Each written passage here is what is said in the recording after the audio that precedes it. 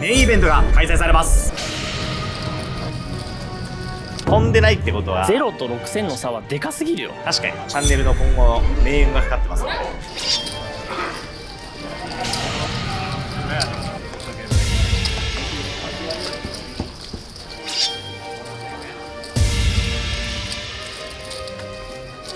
らしくないじゃん。どうしたの？無理だわ、さすがに心折れた。5年10年続けられないのこのまま。限界感じますか？限界。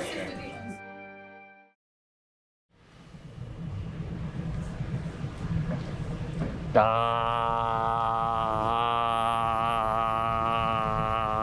もいない。あ、一人いた。清掃の方々がいます。無人の WSOP 会場ってなんかみんな帰った後の学校みたいで寂しい気持ちになるね。確かに。現在7月16日朝5時です。ちょっとまずね、この動画を始めるにあたって言いたいことがあります。この動画はですね、横澤がポーカーをしません。いろいろ本音を語っていきます。ただ本音を語るっていうとなんか誤解されかねないんですけど、今まで嘘ついてたわけではないので、横澤チャンネルは引き続きスーパーガチチャンネルですので、ガチすぎて語る動画を出してしまう。回りくどいのもあれだから結論から言いますか。どの結論だろうな。まあ多分俺とひろきが今同時に感じてる結論はこれかな。心が折れました。ひろきくんはどうですか？僕はね、怒ってますね。怒ってるんだ。いろいろお互いに話すことがたくさんありそうだね。うん。まずはメインイベントお疲れ様でしたということで、お疲れ様です。僕もひろきくんも今回はいいとこなしで終わってしまったんですけど、実はね、メインイベント終わってからも、キャッシュゲームをここ数日間はプレイしておりまして、正直言ってあんまり YouTuber してなかったです。この数日間、生活のためにポーカーをしてて、カメラ回すのもちょっと久しぶりみたいな感じになっちゃったんですけど、僕は1ヶ月間 WSOP 来てから気に病むことがたくさんありすぎたんですよね。ポーカー負けたからなんじゃないって思う方が多いかもしれないですけど、全然それは関係なくて、僕ってやっぱこうポーカーをプレイすることが目的じゃなくて、ポーカーを知ってもらうこととか、ポーカーが面白いものだっていうことを伝えるために、ポーカーをプレイしてるんですよ、ぶっちゃけなんですけど、今回のラスベガスの滞在を通じてね、何のために頑張ってるんだっけなみたいなことが分かんなくなっちゃうことがたくさんあったんですよね。その一方ですごいありがたいことに、今年 WSOP にものすごい数の日本人の方が来てるんですよ。実は今回メインイベント8600人ぐらい参加者がいたんですけど、なんと122人の日本人がすごっ。1万ドル払ってメインイベントに出場してたらしくて、当然過去最多人数ですよね。 WSOP ってもう50何年やってるんですけど、歴史上最も日本人が参加した WSOP になって、これ WSOP の方に聞いたんですけど、87カ国の人が WSOP って参加してるんだって今年、なんと日本人の参加者数は世界で5番目だったらしいです。すごいよね。もうポーカー大国ですよ、日本は。もはやすごいたくさんの日本人の方にお声掛けいただきまして、その中で僕とかひろきの考えてることを話す機会が何回かあって、特に今回旅来る前とかもすごいインタビューしてもらったりとかしたんですよ。新聞だったりとかメディアだったりとか、いろんなとこ、ポーカーニュースにもインタビューしてもらったし、それこそ WSOP のディレクターの人とかにも横澤の話聞かせてくれっていう風に言われて、こういうこと考えてるんだよねとか、こういうことしたいんだよねみたいなことを本音でバーって喋ると、ちょっと思いが伝わったのを感じて、世界の横澤チャンネルを YouTube のチャンネルとしてみんなを楽しませようと思ってやってきたんだけど、思ってることとか考えてることってちゃんとこう言葉にして直接伝えた方がより伝わるんじゃないかなと思って、横澤チャンネルの視聴者さんとかポーカーしてる人に聞いてもらいたいことがいっぱいあるんだよね。逆にみんなが疑問に思ってることとかにも全部答えたいって気持ちだし、今までは自分たちが作るものとか自分たちのポーカーとかまっすぐにやってきたけど、たまには正面から向き合って本音で話すみたいなのも大事なんじゃないかなって思ってて、心折れたって言うとね、もう横澤はダメだみたいな感じに聞こえるかもしれないけど、っていうよりかはちょっとやり方変えなくちゃいけないなみたいなって思ったっていうのが僕が今考えてる一番大きいことですかね。やっぱ怒ってないかも。怒ってない？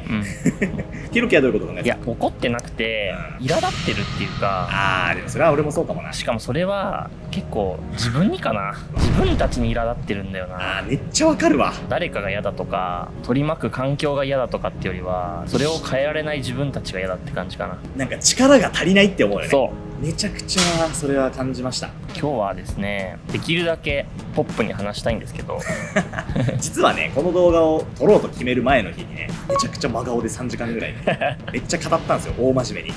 これって全部動画にした方がいいんじゃないっていうので、そうね、この動画を撮るに至ってますからね。そもそも横澤チャンネルの話をする前に、僕らってどういう人間かっていう話をしなきゃいけないと思ってて、 YouTube を始めたきっかけってさ、遊び心みたいな。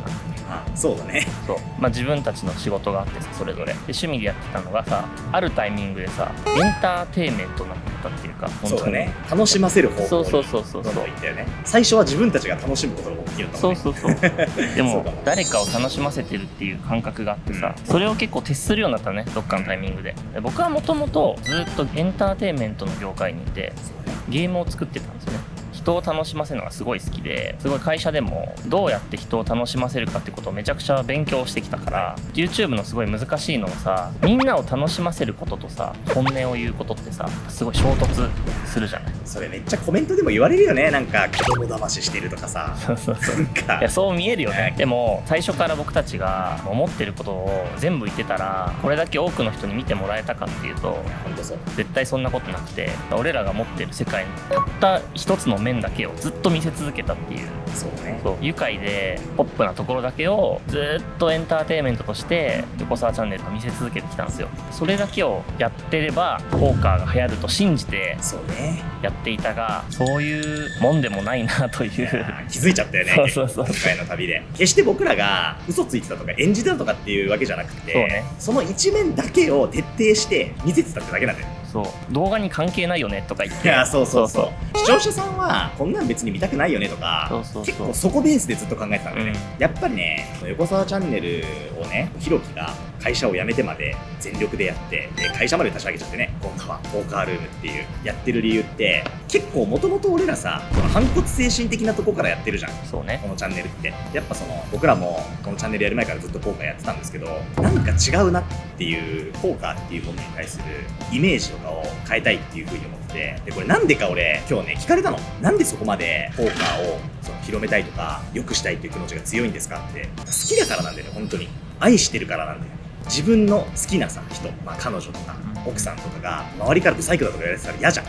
こいつはこういう可愛いとこあるんだよとか、料理めっちゃ上手なんだよとか、いいものだとみんなに知ってほしいし、分かってほしいっていう気持ちがすごい強くって、俺らがやっぱり始めた時のポーカーとか YouTube やる前のポーカーのイメージって結構悪く思われてたなっていう感じがするし、ポーカー好きな人ももちろんいるんだけど、都合良いおもちゃとして振り回されているように俺らは感じてて、それを良くしたいっていう気持ちからポーカーを広めたいっていう風に言い続けてきてるわけなんだけど、そうなってないかもっていう危機感が今回ちょっと感じたことなんですよね、我々が。本当に面白いと思ってたから、ポーカーってゲームはみんな知ったらいいじゃんっていう、結構シンプルな気持ちがあって、で僕学生時代もね、学生ポーカーサークルをやってて、学生ポーカー選手権っていう大会を実は作ったんですよ。それもなんとなくやっぱり誰もやってないゲームで、こんな面白いのに誰もやってないのおかしいと思って始めたんだけど、本来面白いものってもうウイルスみたいに広がっていくの、普通は。でもキャップがあるっていうか、ピッて止まってるなって思ったの。いや、そう、止まってる感あるね。それがねちょっと許せなかったんだよね。みんなに受け入れられるものってあって、世界には例えばスーパーマリオ、ポケモン、ディズニーでもそう、そうディズニーもそうですが、みんなが好きなゲームって老若男女さ、誰もができるっていうことじゃない。でそれってやっぱりさ、正しいものじゃないとダメなんだよねっていうことに途中で気づいて、すごいぶっちゃけると、当時ねポーカールームって会社立ち上げるもっと前ですよ。いや、今の日本のポーカーは絶対に正しくないって思ったから何とかして変えなきゃなって思ったっていうのが多分僕たちの反骨精神の始まりで、だから横澤チャンネルはいい部分だけ、正しい部分だけを発信しようって決めたし、そういうポーカーを作ろうっていう風に決めて立ち上がったのがこのポーカールームって会社だし、ルーツっていう場所なんだけど、それを広げなきゃいけないと思ってやって、少し広がったじゃん。それで横澤チャンネルでポーカー知ってくれた人もいるだろうし、ルーツでポーカーを覚えてくれた人もいるんだろうけど、まだよどんでるなって感じはすごいしていて、多分同じことをこのままやったらもう一回キャップが来る。いやー、本当それを感じる。SNS とかネガティブな発信をする人ってやっぱいるじゃない、でポジティブな発信がしにくい世の中になってるなって俺はすごい感じるの。それは、Twitter とかもそうだし、YouTube のコメント欄とかもそうかもしれないけど、ネガティブなことばっかが目立つ世の中になっちゃってるなって思うんだよね。本当はね、残りの99% の発信してない人たちっていうのが世の中にいっぱいいて、 1% のネガティブなことを言ってる人たちが目立つ世の中になっちゃってるって気がするのよ、すごい。だからなんかポーカーがよどんでるのは別に全体がよどんでるんじゃなくて、 1% のネガティブなことを言ってる人とか、ネガティブな行動をしてる人みたいなとこが透明な水にさ、黒いインクを一滴垂らしたみたいな感じで全体がよどんでるように見えちゃうみたいななんか今のポーカーには起きてるんじゃないかなっていう気がなんとなく俺はするんだよ。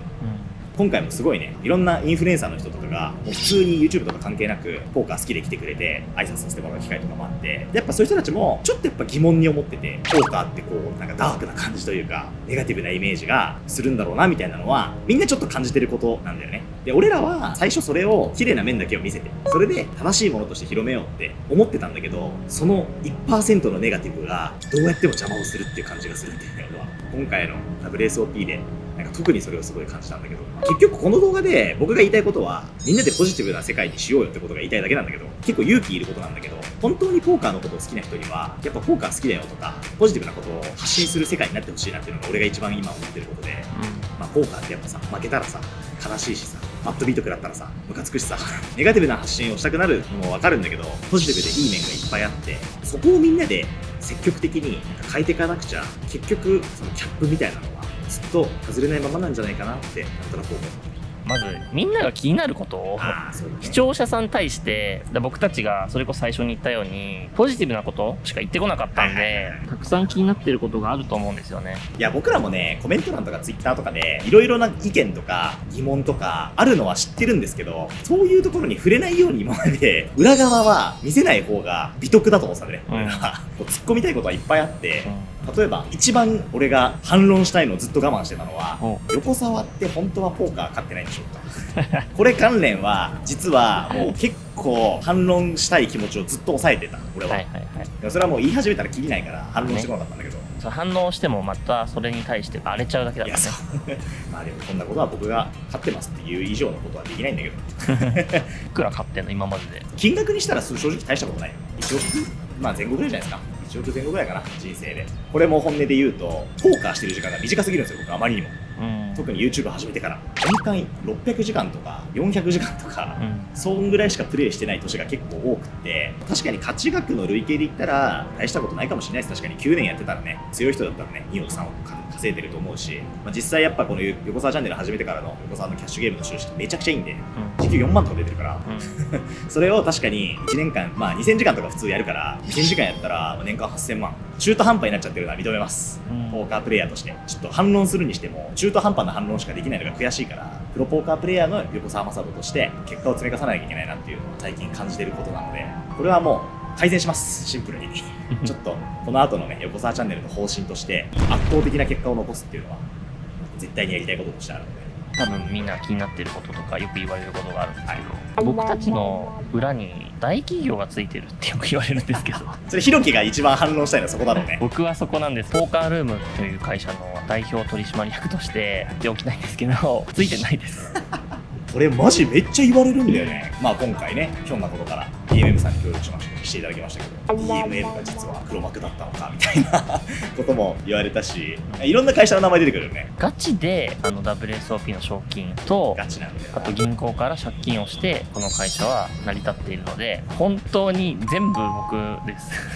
す総じて多分この2つの話に通じて言えるのは、横澤チャンネルはガチってことなんですよ。これが多分やっぱり一番俺らが反論したいことなんじゃない。親しい人にもそれ言われたんだよね、今回ベガスで。ベガス1ヶ月もいて何すんのみたいな。ポーカーだよみたいな。でも撮影してる時以外はみたいな。いやポーカーだよみたいな。したら結構みんな撮影してる時以外もポーカーしてるんだみたいなこと言われるし、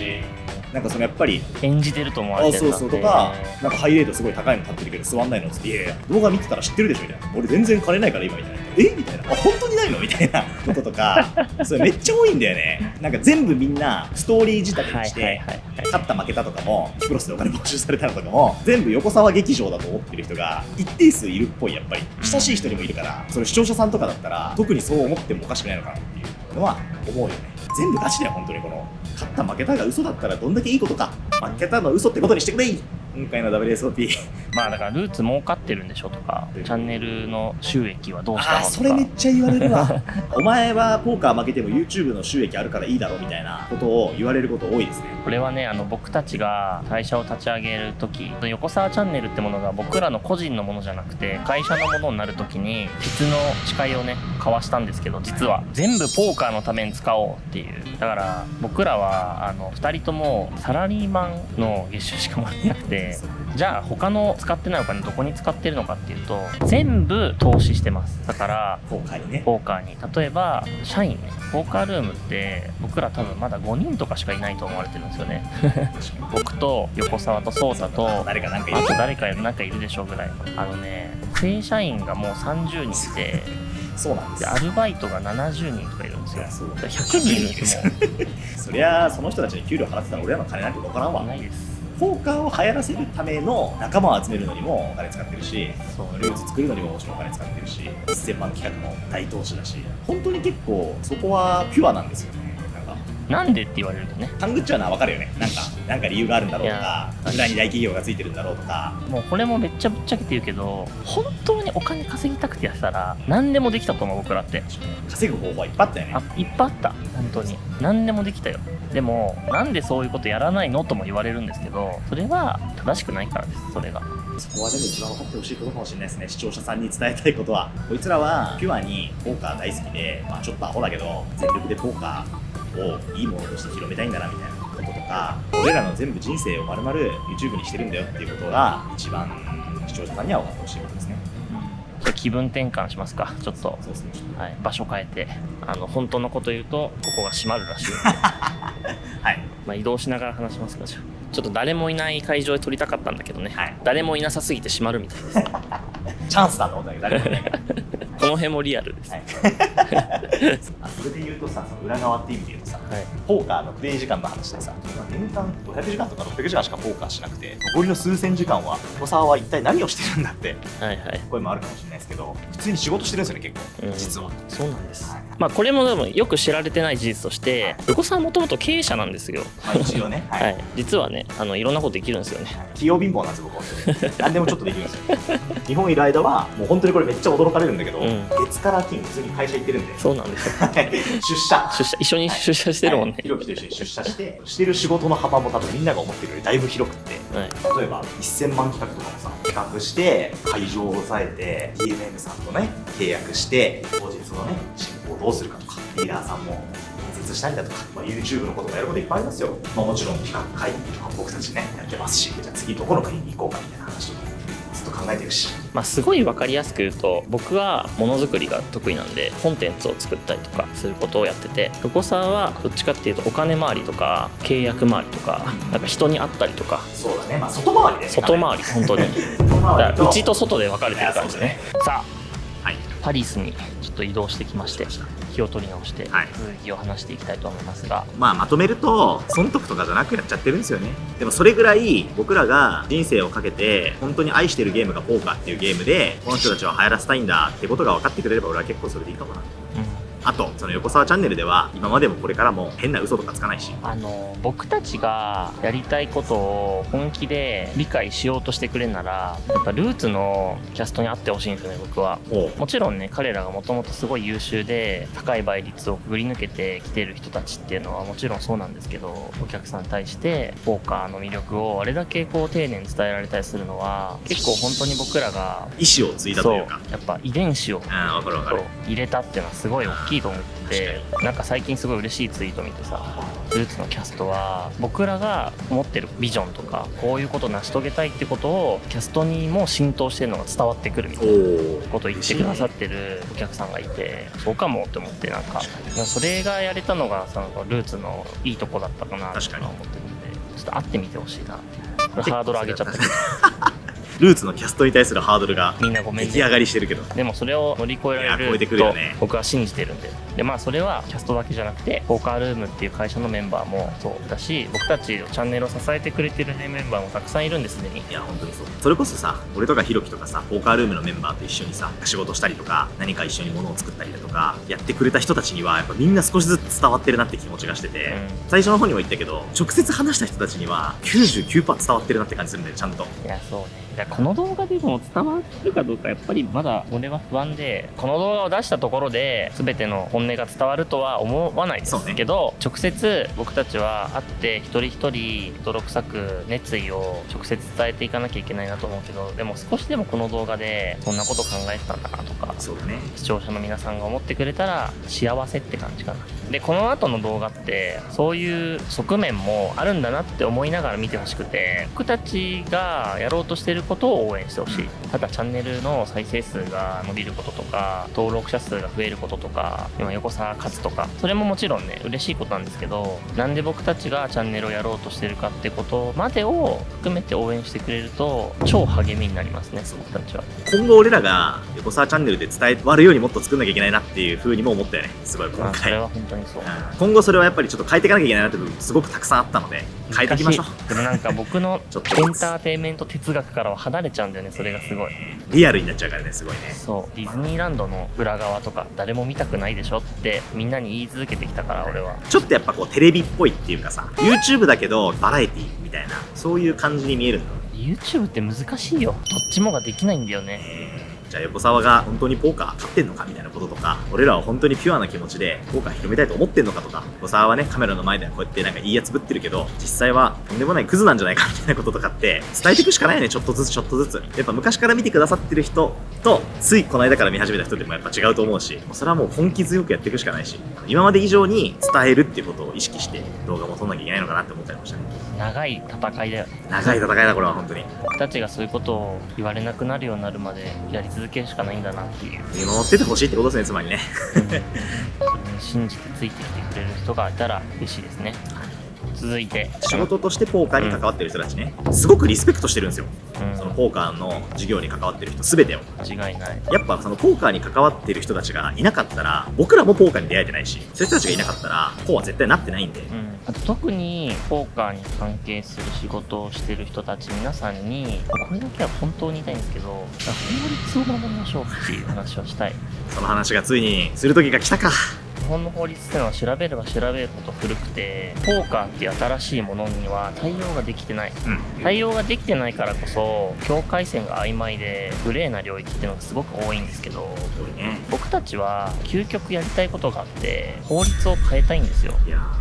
ポーカーに関係する法律を作りたいんですよ。作りたいです。だから別に僕たちが政治家になりたいとかそういうこと言ってんじゃなくて横澤出馬っつって、はい、それは違います。はい、そういうことじゃなくて、でもいろんな人に協力してもらいながらみんながポーカーを安心して遊べるように法律を作ってほしいなっていうふうには思ってて、でも法律を変えなきゃいけない時に間違ったことをしてると法律はねできないどころか押さえつけられちゃうんですよね、ポーカーってもの自体が。すごく具体的に言うけど、国内の賞金、プライズ、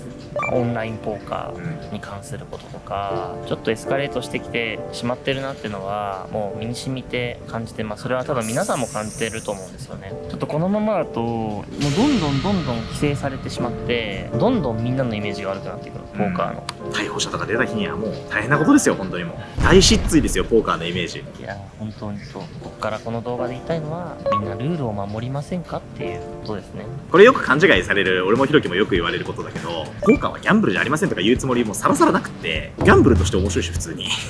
でそこが結構やっぱなんか俺らってクリーンにって言ってるから勘違いされちゃうんだけど、クリーンにギャンブルとしてのポーカーができる未来を作りたいんだよね。だからこういう WSOP みたいな優勝賞金10億円みたいな参加100万円みたいなのとかも普通に日本で開催したいし、ぶっちゃけ絶対に面白いもん。めっちゃおもろい。夢あるしドラマがあるし、お金かかってるって言うとやっぱみんなさネガティブななんかさ、うわーもうダメだなんかそういうイメージあるかもしれないけど、 WSOP 見てて全然そんなことないじゃん。やっぱそれって作り上げてきたものとか積み上げてきたものがやっぱ彼らにあるからだと俺は思うし、それを積み上げていくっていうことを俺らもしたいだけなんだよね、シンプルに。決して我々がなんかこう優等生ぶって法律を守りましょうみたいなことを言ってるんじゃなくて、僕らもこうやってアメリカ来たらかけまくってるんで、それできるようにしたいっていうのがやっぱ一番の本音なんですよね。でやっぱそれをできるようにしたいからこそ、僕らがそれを守ってないって状態になっちゃうと、お前らがやりてえから変えたいだけだろって言われちゃうねん変えたいというからにはやっぱり責任も生じると思う。俺はやっぱ我々も態度で示さなきゃいけないし、変えるための努力をしなきゃいけない。この動画をきっかけにですね、どうやったら変えられるかとか一緒にこう一丸となって取り組んでいきたい問題ですよ、やっぱり。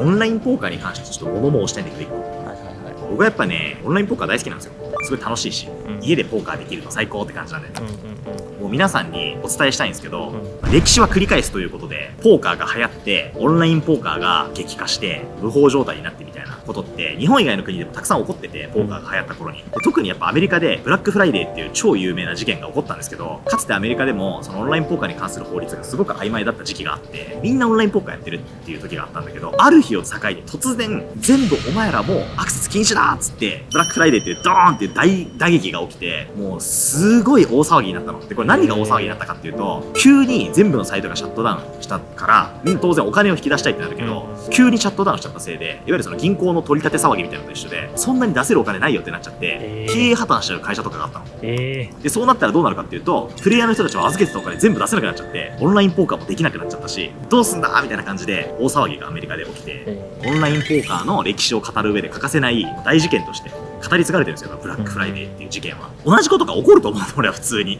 日本でも。起こりそうだよね。いや、起こるよ。だって岸田総理も言ったもんね、ついに。オンラインカジノは日本からはやっちゃいけませんっていう風に、そのことはもうずっと言ってることなんだけど、改めてやっぱそういう質問がされるようになったんだよね。あれって違法じゃないんですよねみたいな。いろんな国でもやっぱりオンラインカジノに関する法律がまだない国っていっぱいあるし、かつてなかったけど今ある国もあって、もう総じて言えるのは、一回めっちゃ禁止になります、大体。歴史上。その後法整備がされて、じゃあちゃんとライセンス取ってやれるようにしましょうねみたいなこととか、そういうステップがあるんですよね、やっぱ何事にも。だから将来的にはできるようにしたいんだけど、大惨事が起こる前に法律変えることをやっていくっていう風に意識していかないと、同じ失敗を繰り返すことになるので、ポーカーを仕事としてやってる事業者の方とかにはぜひね、それ海外の歴史もちょっとね学んでほしいですね。なんか海外で、オンラインポーカーだったりとか、ポーカーの法律っていうのがどういう風に設立されて、どういう風に守られてきてるのかみたいなことっていうのは超勉強になるんで、ポーカーに関わる人間としてぜひ知っといてほしいなって思うことがたくさんあります。それこそオンラインポーカーに限らず、テキサス州とかはカジノはダメなんだけど、ポーカールームは OK っていう法律で、利益は取っちゃいけないんだけど、入場料とかを取ってポーカールームを運営するのは OK みたいな法律だったりする。めっちゃいいね。そうそれってさ、俺らが望んでる一番嬉しい形じゃん。確かに。ネバダ州とかはカジノもあるんだけど、ポーカーは家でやって利益取らなければ友達同士でお金かけるのは全然 OK みたいなルールだったりもするんだよね。だから日本がそうなったらマジ最高じゃない？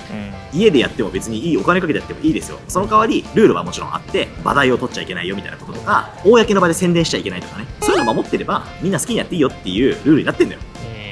日本の法律っていうのはね、変わるんですよ、いっぱい。特に海外を真似して変わる法律っていうのは今までもたくさんあったんで、僕は全然夢幻ではないと思います。僕は最近だったらさ、おおすげえって思ったのはさ、電動キックボードの法律とか変わったじゃん。あ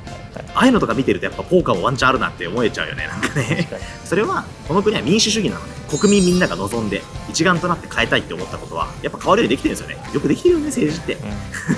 だからやっぱオンラインポーカーとか、カジノもそうだけど、賛成してる議員さんに投票するとか、できる行動っていっぱいあるしね。そういう風にさ、ちょっとずつでもいい方向に持っていきたいなっていう風に思いますよね。オンラインポーカーをみんなやっていいの？ダメでしょ。ダメ。やっぱりダメ？ダメだよ。ダメだよ。でもダメって言えなかったんだよね、今まで。なんでかっていうとね、これやっぱり法律がないんですよね。だからいろんな弁護士さんに話聞いて、大体総じてみんな同じこと言うのが、ダメなんですけど、もちろん賭博は禁じられてるので、ダメなんですけど、逮捕されて刑を受けたことがある人がいないので 100% 有罪とは言い切れないよねっていうのが結構おおむねどの弁護士さんということなんですよ。グレーゾーンっていうやつですね、これはいわゆる。ダメなんだけど捕まらないければやっていいのかっていうと、そうじゃないよねっていう。ここがすごい難しいところで、2つだよね。やっぱ俺らはそれを合法できるような世の中にしたいって思ってるから、一緒にそっちを頑張ろうよっていう気持ちがまず一つと、もう一つが僕らをきっかけにポーカーを知った人たちが逮捕されたりとかするの最悪だから、僕らは何の責任取れないんです、そこに対して。僕はちなみにオンラインポーカーに対しては思ってることがあって、胸張って言えないことはやらない方がいいんじゃないっていう。言いたいよね、胸を張って。そう、胸を張って言えたらさ、楽しそうじゃん、合法なのじゃあやるってなるけどさ、危なくないの大丈夫なのって人がさ多い状態だと、それはポーカーはそこで止まるよね。世界のゴサチャンネルっていうチャンネルをやってる発信者としてはやらないでくださいっていうふうに言います。もちろんやめましょう。ついに言っちゃったか。オンラインポーカーをやるなって言えなかったね、今まで。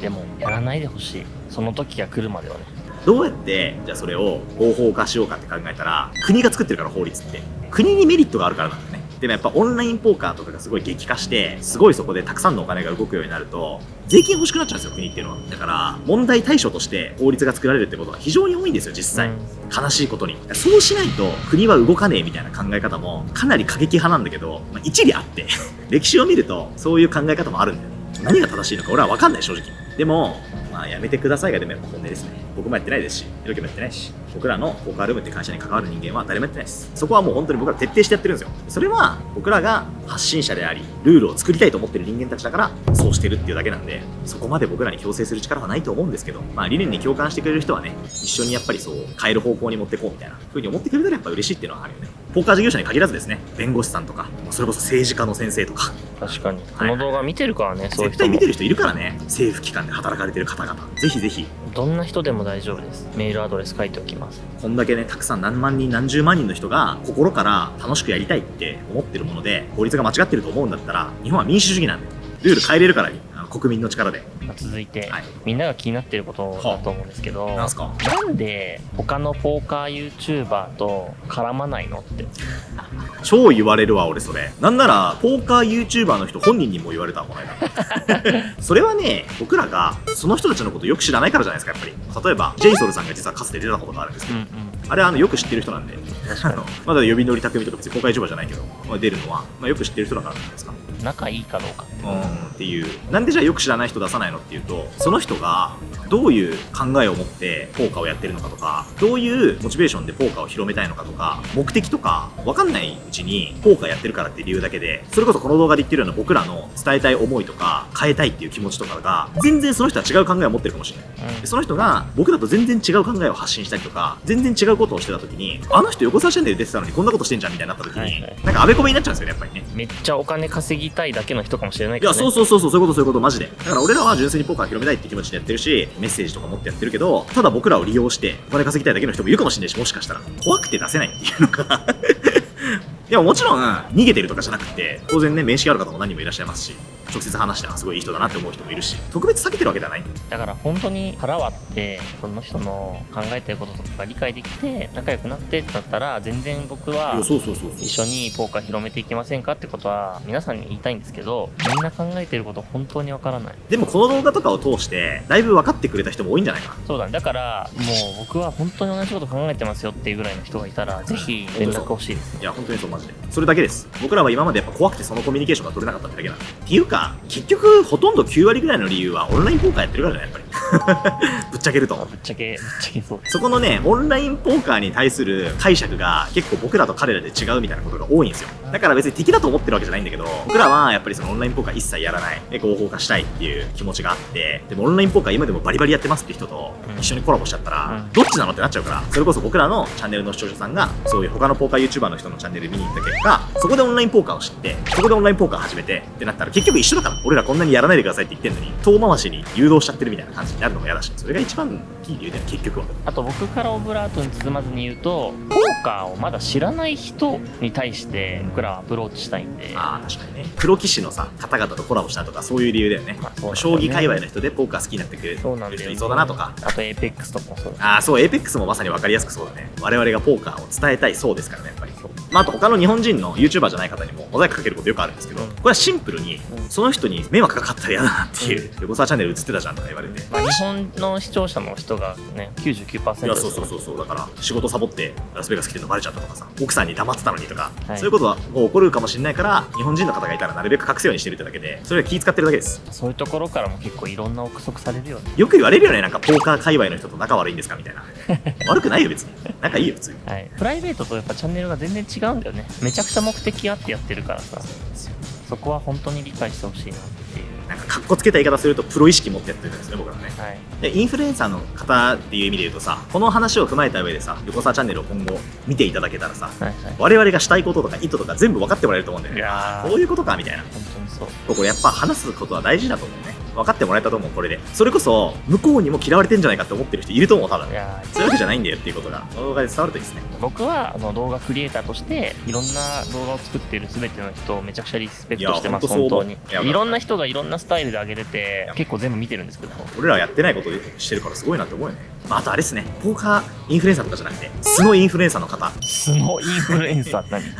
何？ノラインフルエンサーの方、ぜひポーカーが好きだということをちょっとでもいいから発信してほしいっていう気持ちがあって、ポーカーが好きな僕らの周りの、まあ、インフルエンサー、芸能人の方、芸人の方とか、まあ、いっぱいいるんですけど、100人中言ってるの多分10人ぐらいマジで9割ぐらい言ってないよね。隠れポーカーインフルエンサーがいっぱいいる。めっちゃいっぱいいるのよ。某オンエアさんとかがね、ちょっとずつポーカー好き感を演出してくださったりとか、そういう方たちが増えてきてくれてるのは非常に嬉しいですよね。芸インフルエンサーの YouTuber の2人組の方々、音楽歴早押しクイズ集団もね全部言ってる。い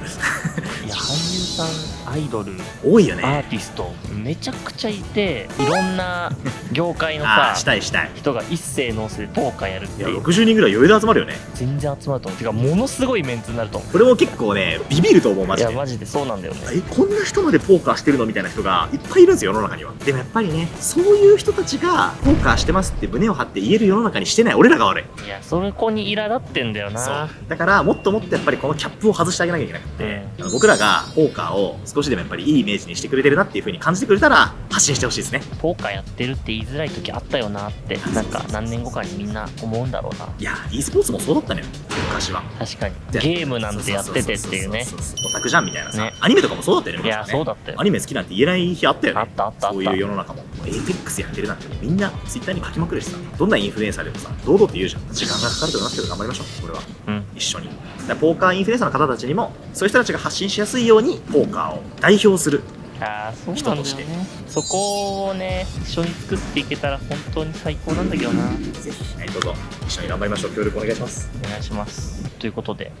まあおおむね話したいことは話せたんじゃないかなと。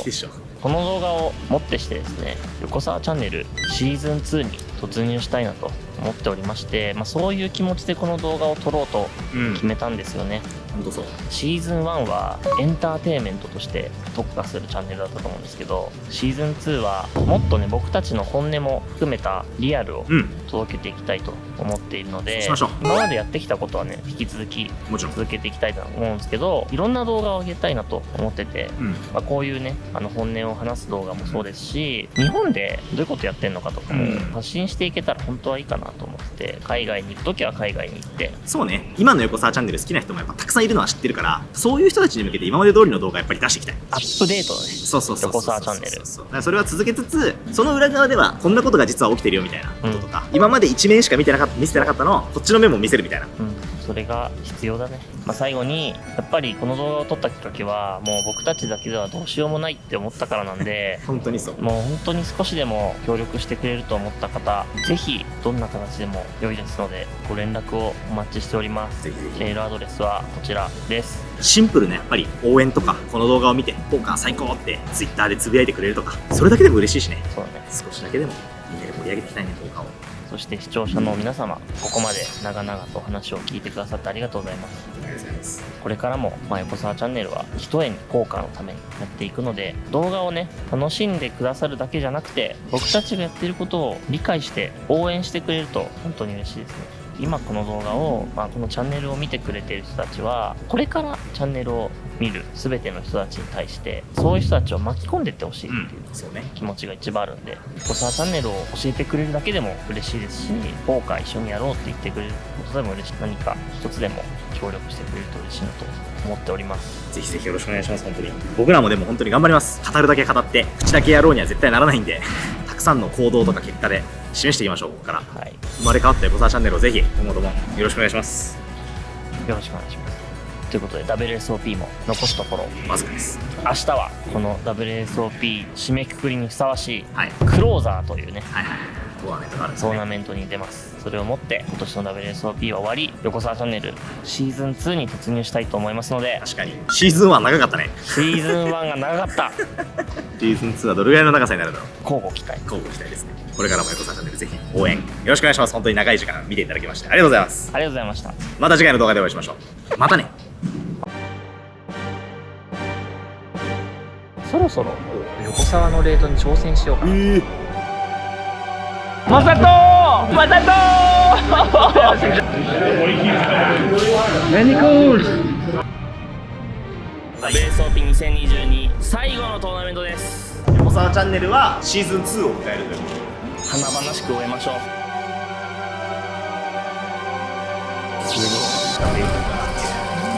マジか。満満足。